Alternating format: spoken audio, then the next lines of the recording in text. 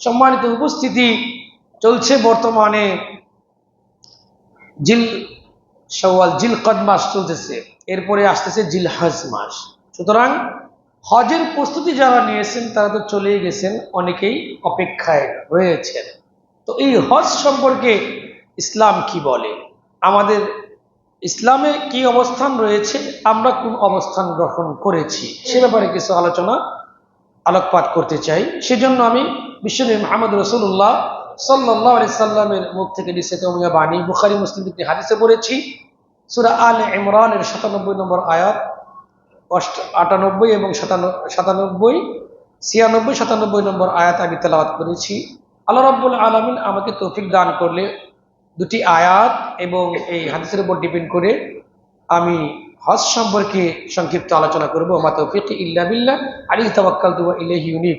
উপস্থিত সম্মানিত মুসল্লি ইকরাম, মুরব্বী ইকরাম, হজ, ইসলামে হজের অবস্থান হইল, হজ এটা হলো ইসলামের একটা ভিত্তি, খুঁটি যাকে বলা হয়। 5টি স্তম্ভের একটা স্তম্ভ হইল এই হজ। বুনিয়াল ইসলাম আলা খামস, বুখারী মুসলিমের হাদিস, এটা বিখ্যাত হাদিস, সকলের মুখস্থ হাদিস। ইসলামের ভিত্তি হইল 5টি, ইসলামের খুঁটি হইল 5টি, ইসলামের বেনা হইল 5টি, আপনি যেটাই বলেন না কেন। এই 5টা খুঁটির মধ্যে মেন যে খুঁটি, যে 5টা খুঁটি ছাড়া একটা মানুষের ইসলাম থাকে না, তার মধ্যে একটা হইল এই হজ। আর এই হজকে বলা হয় ইবাদতে মালি বাদানি। যেমন ইবাদতের মধ্যে কয়েকটা প্রকার রয়েছে, একটা হলো ইবাদতে মালি, এটা হলো ইবাদতে বাদানি, আর এটা হলো ইবাদতে মালি এন্ড বাদানি। অর্থাৎ একটা হলো শুধু যদি আপনি ইবাদতে বাদানি বলেন, যেমন সালাত, সিয়াম, এগুলো সব ইবাদতে বাদানি, বডি শুধু কাজ করে। এখানে সালাত করেন, তাই না? সিয়াম রাখেন, আপনার বডির উপর ডিপেন্ড করবে। সুস্থ আছেন, সিয়াম রাখবেন, সুস্থ নাই, আপনি সিয়াম রাখবেন না। আরেকটা ইবাদত হইল ইবাদতে মালি, যাকাতের সাথে সম্পৃক্ত, টাকা না থাকলে আপনার যাকাত নেই। আরেকটা ইবাদত হইল 3 নম্বর, যেটা ইবাদতে মালি এন্ড বাদানি, শরীর এবং টাকা দুটাই লাগবে, সেটা হলো হজ। সুতরাং এই অবস্থানটা রয়েছে, আপনার শরীর যেমন সুস্থ থাকতে হবে, মুসলিম হতে হবে, পাগল না হলে চলবে এমন। এরপরে আপনাকে বাংলাদেশ থেকে আল্লাহর ঘর পর্যন্ত যাতায়াতের নিরাপত্তা থাকতে হবে, এবং যতদিন আপনি সেখানে থাকবেন আপনার পরিবারের খরচ আদি পরিপূর্ণরূপে এখানে থাকতে হবে, তাদের নিরাপত্তা সবকিছু যদি থাকে, তাহলে আপনাকে ওই আল্লাহর ঘর জিয়ারতের উদ্দেশ্যে আপনাকে যেতে হবে। আর এটা হইল হুকুম, হইল ফরজ, হুকুম হইল ফরজ। সুতরাং যেমন ইসলামের খুঁটি ভিত্তি, ঠিক তেমন এটা ফরজ করে দেওয়া হয়েছে। 6ষ্ঠ হিজরিতে, 5ম 6ষ্ঠ ইখতিলাফ রয়েছে, অধিকাংশ মত হইল 6ষ্ঠ হিজরিতে এই হজ এটাকে ফরজ করে দেওয়া হয়েছে মুসলিম উম্মার জন্য। এ ভাইয়েরা আমার, সুতরাং এই হজের গুরুত্ব অপরিসীম ইসলামের মধ্যে। যারা একবার হজে যায় তারা আবার যেতে চায়, যারা 2 বার যায় ওদের মন আরো যেতে চায়।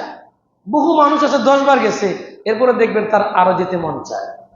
এটা এমন একটা জায়গা, আল্লাহ রাব্বুল আলামিন মুসলমানের উপর এটা যেমন ফরজ করে দিয়েছে, টাকা পয়সা ধন দৌলত থাকলে, ঠিক তেমনি ভাবে এর প্রতি একটা আকর্ষণ সৃষ্টি করে দিয়েছে। আল্লাহ বলছেন ফিহি আয়াতুম, সেখানে আল্লাহ রাব্বুল আলামিন কি করেছেন, সেই জায়গাটাকে বরকতময় করে দিয়েছেন। ওখানে গেলে বরকত, ওখানে একটা নিরাপত্তা আছে, মারামারি, কাটাকাটি, খুনাখুনি সেখানে নিষিদ্ধ করা আছে। ওর চেয়ে শান্তির জায়গা আর নাই। সেই জন্য মানুষ যতবার যায় ততবারই যেতে চায়। এমন একটি জায়গা, সেটা হলো বাইতুল্লাহ। পৃথিবীতে অনেক নিদর্শনাবলী রয়েছে, সপ্তম আশ্চর্য রয়েছে, তাজমহল রয়েছে। এগুলোর মধ্যে আপনি একবার যাবেন, 2 বার যাবেন, 3 বার যাবেন, আপনারা যেতে মন চাবে না। একবার গেলেই তো পরের বার আর মানুষ যেতে চায় না, বা 2 বার গেছে তাকে আপনি টাকা দিয়েও নিতে পারবেন না, এমন একটা বিষয়। কিন্তু হজে আপনার যার টাকা আছে, যারা একবার 2 বার গেছে, ওরা বারবার যেতে চায়, সুযোগ থাকলেই পেলেই ওরা যায়। আর এখন তো অনেক কঠিন বিষয় হয়ে গেছে, আপনাকে নিবন্ধন করতে হবে, সময় সুযোগ হলে আপনি যদি অনুমতি পান তাহলে আপনি যেতে পারবেন, টিকিট ওকে হইলে, আরো অনেক কিছু রয়েছে। সবকিছু মিলেই সকল নিরাপত্তা যার জন্য রয়েছে, তার এই হজে যেতে হবে। মহান আল্লাহ বলেন, ওয়ালিল্লাহি আলান নাসি হিজ্জুল বাইতি মান ইসতাতা ইলাইহি সাবিলা। আল্লাহ রাব্বুল আলামিনের অধিকার রয়েছে, ওয়ালিল্লাহি আলান নাস, মানুষের উপর। এই অধিকারটা হলো এরকম যে হজ্জুল বাইতি মান ইসতাতা ইলাইহি সাবিলা, যে হজ করা, বাইতুল্লাহকে জিয়ারত করা। হজের শাব্দিক অর্থ হইল আল কসদু, সাক্ষাৎ করা, জিয়ারত করা, ইচ্ছা করা, সংকল্প করা। হজ্জুল বাইতি, আল্লাহর গড় জিয়ারত করার দৃঢ় সংকল্প করা। ফি ওয়াক্তিন মালুমিন, একবারে নির্দিষ্ট একটি সময়ে এবং নির্দিষ্ট কিছু ইবাদতের মাধ্যমে আল্লাহর সন্তুষ্টি অর্জনের জন্য বাইতুল্লাহকে জিয়ারত করার দৃঢ় সংকল্প করার নামই হইল হজ। যার টাকা আছে তার জন্য। সুতরাং এখানে যেতে হবে। মহান আল্লাহ রাব্বুল আলামিন এখানে একটা কঠোর কথা বলেছেন, ওমান কাফারা ফাইন্নাল্লাহা গানিয়্যুন আনিল আলামিন, যে যারা নাকি কি করে, ওমান কাফারা, যারা নাকি এই হজ করতে অস্বীকৃতি জানায়, টাকা আছে, নিরাপত্তা আছে, তার সবকিছু আছে, কিন্তু সে হজ করে না, এমন মানুষের সম্পর্কে আল্লাহ রাব্বুল আলামিন এখানে বলছেন, ওমান কাফারা ফাইন্নাল্লাহা গানিয়্যুন আনিল আলামিন। ও জেনে রাখুক, ও শুনে নেক যে ফাইন্নাল্লাহা, নিশ্চয় আল্লাহ রাব্বুল আলামিন, গানিয়্যুন, অমুখাপেক্ষী, আনিল আলামিন, এই বিশ্ব চরাধামে, এই আলা ওয়াজহিল আরদ, পৃথিবীর বুকে যত মানুষ রয়েছে এখানে বসবাস করে, যা কিছু আছে সকল কিছু থেকে মহান আল্লাহ অমুখাপেক্ষী। মহান আল্লাহ তাদের মুখাপেক্ষী নন যে আপনার টাকা হইছে বলেই আপনাকে যেতে হবে, আল্লাহ আপনার জন্য বসে আছে, বিষয়টা এরকম না। আপনার লাভের জন্যে বলা হয়েছে, যারা নাকি হজ করবে না, টাকা পয়সা থাকা সত্ত্বেও তাদেরকে এখানে ইবনে কাসির তাফসীর করেছেন, তাদেরকে কুফরির শামিল করা হয়েছে। তারা কি করলো? কুফরি করলো। ইন্না লিল্লাহি ওয়া ইন্না ইলাইহি রাজিউন। অনেক মানুষ এটা জানেই না, অনেক মানুষ এটা জানলেও না জানার ভান করে থাকে। বেশিরভাগ মানুষ, এ ভাইয়ের আমার, যাদের টাকা আছে, পয়সা আছে, তাদের হজ করা তাদের উপর কি ফরজ। সে আদায় না করলে, তাফসীরের মধ্যে এভাবেই আসছে, তাফসীর করবে এই সরাসরি, ওমান কাফারা, যে নাকি করলো না, কুফরি করলো, ফাইন্নাল্লাহা গানিয়্যুন আনিল আলামিন, ও জেনে রাখো আল্লাহ রাব্বুল আলামিন তার মুখাপেক্ষী নন। সুতরাং যার টাকা পয়সা রয়েছে, যাদের হজ ফরজ হয়েছে, তারা যদি না যায়, তারা এই কুফরির পর্যায়ে চলে যায়। মহান আল্লাহ আমাদেরকে হেফাজত করুন, আমিন। যাদের টাকা আছে, পয়সা আছে, তারা হজে যাবেন। হজে যদি না যান, রাসূল এক হাদিসের মধ্যে বলেছেন, ও ইহুদি হইয়া মরুক, ও নাসারা হইয়া মরুক, তাতে আমার যায় আসে না। তার মানে কি, সে আল্লাহর সাথে কুফরি করতে যে বদ্ধপরিকর, তার আবার কুফরি, তার আবার মুনাফিক হয়ে মরলে কি, ইহুদি হয়ে মরলে কি, আর নাসারা হয়ে মরলে কি, সে তো আল্লাহর বড় নির্দেশকেই অমান্য করতেছে। সুতরাং এই বিষয়গুলো অত্যন্ত গুরুত্বপূর্ণ। তো আল্লাহ নবীকে প্রশ্ন করা হয়েছিল, আবু হুরায়রা রাদিয়াল্লাহু তাআলা আনহু তিনি বর্ণনা করছেন, ইলান নবী সাল্লাল্লাহু আলাইহি সাল্লাম, নবীকে প্রশ্ন করা হলো, আইয়ুল আমাল আফদল, হে নবী, সবচাইতে উত্তম আমলটা কি? রাসূল বলছেন, ঈমান বিল্লাহি, আল্লাহর প্রতি এবং তার রাসূলের প্রতি ঈমান আনয়ন করা। বলেন না সুবহানাল্লাহ। যার ঈমান আছে আল্লাহ এবং তার রাসূলের প্রতি, তার যদি টাকা পয়সা থাকে তার উপরই তো ফরজ। যার ঈমান নাই তার উপর কিন্তু হজ ফরজ না। যার ঈমান নাই তার উপর যেমন সালাত ফরজ না, তার উপর যেমন সিয়াম ফরজ না, ঠিক তার উপর তেমনি ভাবে হজ ফরজ না। কাফেরের উপর কি হজ ফরজ না? সুতরাং এই জন্য সর্বোত্তম যে ইবাদত, আল্লাহ নবী বললেন, ঈমানুন বিল্লাহি ওয়া রাসূলিহি, আল্লাহর প্রতি ঈমান আনা এবং তার রাসূলের প্রতি ঈমান আনা। এরপরে তিনি বললেন, তাকে জিজ্ঞাসা করা হলো, সাল্লাল্লাহু আলাইহি সাল্লাম, রাসূলকে জিজ্ঞাসা করা হলো, কিলা সুম্মা মাযা, অতঃপর কি? রাসূল বললেন, জিহাদু ফি সাবিলিল্লাহ। এরপরে ঈমানের পরে কার অবস্থান আসলো?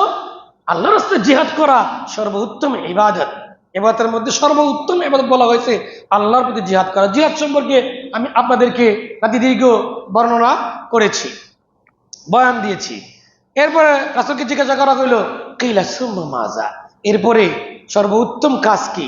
প্রথম তো ঈমান বিল্লাহি ওয়া রাসূলি, দ্বিতীয়ত আল জিহাদু ফি সাবিলিল্লাহ, তৃতীয়ত আল্লাহ রাসূল বললেন, ক্বালা হাজ্জুম মাবরুর, যেটা নাকি কবুল হজ, এটা হলো উত্তম আমল। সুবহানাল্লাহ, সুবহানাল্লাহ। উত্তম আমলের মধ্যে আনা হয়েছে কবুল হজ। হজকে বলা হয়েছে, বুখারীতেও আসছে হাদিসটা এবং মুসলিম শরীফের মধ্যে এই হাদিসটা বর্ণনা করা হয়েছে।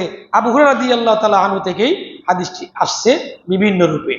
তো এই যে মা আয়েশা রাদিয়াল্লাহু তাআলা আনহা, তিনিও জিজ্ঞাসা করেছেন আরেকটা হাদিসের মধ্যে, ইয়া রাসূলুল্লাহ নারাল জিহাদ ফি সাবিলিল্লাহ, আমরা তো দেখতেছি যে ইমানের পরেই তো জিহাদ করা, ইমানের পরেই কি জিহাদ করা উত্তম কাজ, তাহলে কি আমরা কি জিহাদে যাব না? ফালা নুজাহিদু, আমরা কি জিহাদে যাব না? মা আয়েশা বলতেছেন আল্লাহর নবীকে। আল্লাহ নবী বললেন যে ক্বালা লা, না তোমরা জিহাদে যাবে না। কারণ কি, মহিলাদের উপর এই যুদ্ধের ময়দানে যাওয়াটা কি ফরজ না। আল্লাহ নবী নিয়ে যেতেন যারা আহত হয়, যারা নাকি এরকম এরকম জখম হয়, তাদের সেবা শুশ্রূষার জন্য তাদেরকে নিয়ে যেতেন। তো বললেন যে না, কিন্তু আফদালুল জিহাদ হাজ্জুম মাবরুর, তোমাদের জন্য সর্বশ্রেষ্ঠ জিহাদই তো হইল হজে যাওয়া। মহিলারা হজে যাওয়াটা কেমন, তাদের জন্য জিহাদের সমতুল্য বলা হয়েছে। বলেন না সুবহানাল্লাহ। অনেক মায়েরা ধনী আছেন, হজে যেতে পারেন না, হজে যান না। হ্যাঁ, অনেক টাকা আছে, বাবা বাড়ি থেকে কোটি কোটি টাকা পাইছে, সম্পদ পাইছে, তার উপর কিন্তু হজ ফরজ হয়ে গেছে। এখন তার উচিত কি, তার হজে যাওয়া সন্তানকে নিয়ে বা স্বামীকে নিয়ে অথবা মামাকে নিয়ে, আপন চাচা, মানে যারা হারাম রয়েছে, যাদের সাথে বিবাহ বন্ধন হারাম, তাদের সাথে তাকে হজ করাটা কি তার উপর ফরজ।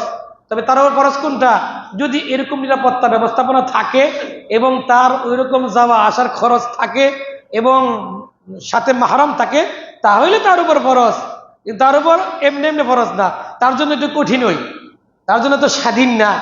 এই জন্য বলা হয়েছে তোমার জন্য তো জিহাদটাই তো, এই যে হজ করাটাই তো তোমার জন্য জিহাদ। তোমার সর্বোত্তম জিহাদ কি, হজ করা। আর হাজ্জে মাবরুর এটা হলো অনেক বড় একটি ইবাদত, সুতরাং এটা হলো উত্তম ইবাদত বলা হয়েছে। মহিলাদের জন্য জিহাদের সমতুল্য সওয়াব আল্লাহ রাব্বুল আলামিন তাকে দান করবেন।